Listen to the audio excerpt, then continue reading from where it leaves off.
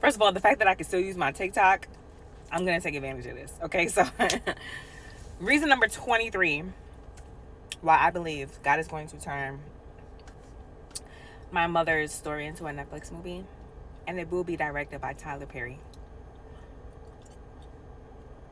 The day that my mom died, of course, I told y'all I didn't know, right? Had no idea that this lady was dead. No clue that she died. So,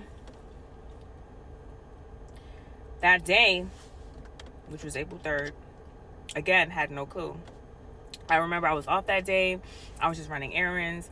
I went somewhere to take pictures. And then I remember that day that I kept seeing like random drafts from my bank account that I was not doing. $91 from that pizza store. Wasn't it Papa John's? Then I saw a Shein withdrawal. First of all, who spends $91 for pizza and Papa John's unless you're having a big party? I thought that was weird. Then a Shein withdrawal for like $160. I didn't do that.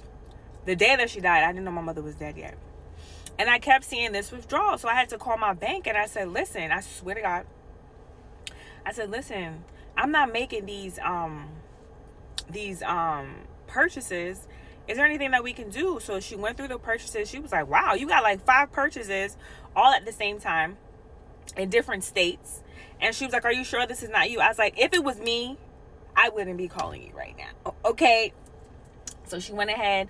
She sent me another debit card in the mail, and she started the refund process of those transactions. So after that, I remember it was like 3 or 4 o'clock it was 12 o'clock in the day. And at that time, I was having people come and look at my roof because I started having leaks in my roof. And my mom was helping me with that process because in Florida, when you have leaks in your roof, you have to go through your insurance company. Anywhere, honestly, you have to go through your insurance company to make sure that like it can be covered by the insurance company. So I remember the people were saying, hey, we're coming to the house to take a look, blah, blah, blah. Are you going to be home? This, that, and the third. So I said, okay, well, let me run back home since they're calling. So I remember I went back home and I was like, I started texting my mom. I'm going to show y'all the text. I was like, Mommy, the roof people are here. No response. I'm the only child. My mother responds to me for anything. I started texting her. She didn't respond. So I'm like, okay. I was like, I'm going to give her some time. Maybe she's going through it. Because other times she would call me and tell me her and Sugar Ray would be having arguments. I was like, maybe they're having a little moment. Let me respect whatever the hell they about to go through right now. Give her a moment. So gave her a moment. So now it's like 5 o'clock or so. I call my mother's not answering the phone. I call Sugar Ray. He's not answering the phone. I said, what the fuck? So I said, you know what? My pull-up game is strong. Guess what your girl did? I drove from Tamarack all the way to West Palm Beach. Took that hour drive. Got to the house.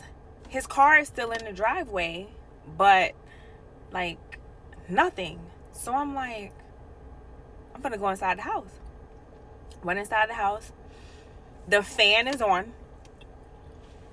The AC is off. The kitchen light is on. And I see, because normally in the mornings, my mom would separate Sugar Ray's medications on the table. She would put it on the table. I see all his medications on the table. I'm like, in the kitchen. I'm like, what the fuck? So now I'm going to show y'all a picture of me actually going to the house. I waited for them for like 3 hours. I'm sitting in the house in the dark waiting for the both of them to come home. Nobody comes home. So I'm like, okay. So I said, you know what? I'm going to go back home.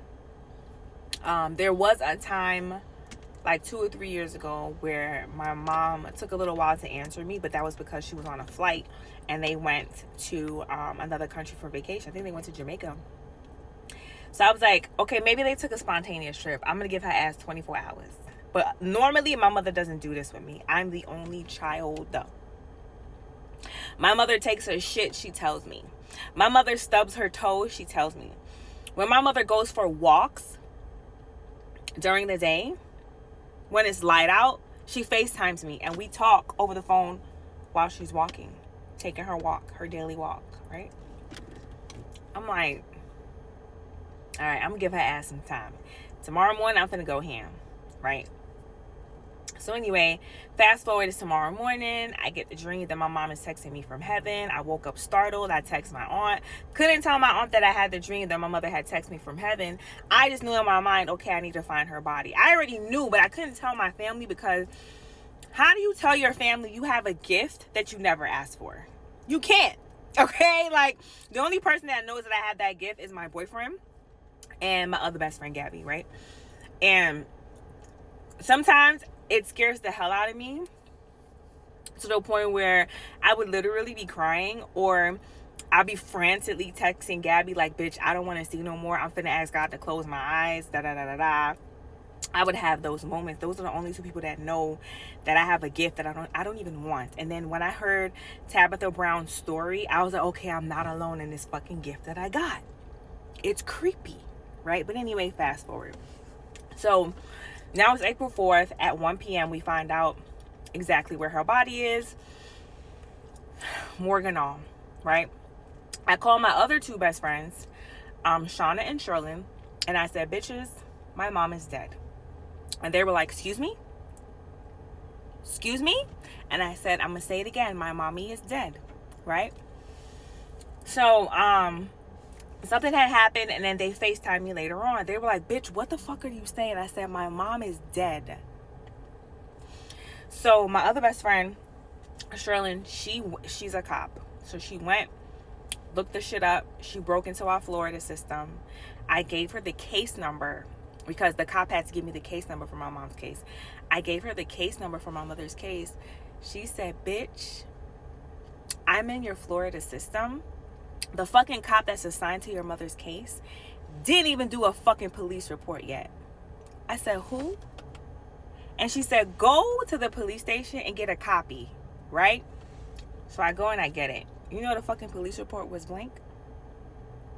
Blank. Blank. It just had my mom's name, what happened, but it said homicide. So it's my mom's name, homicide, and then my stepfather's name. There was no fucking report. So I went and I asked the guy, I said, are you guys going to write a report on this? They were like, yeah, it takes 6 to 9 months. My best friend was like, sweetheart, they don't let us leave this office until the fucking report is completely written. She was like, bitch, call the feds.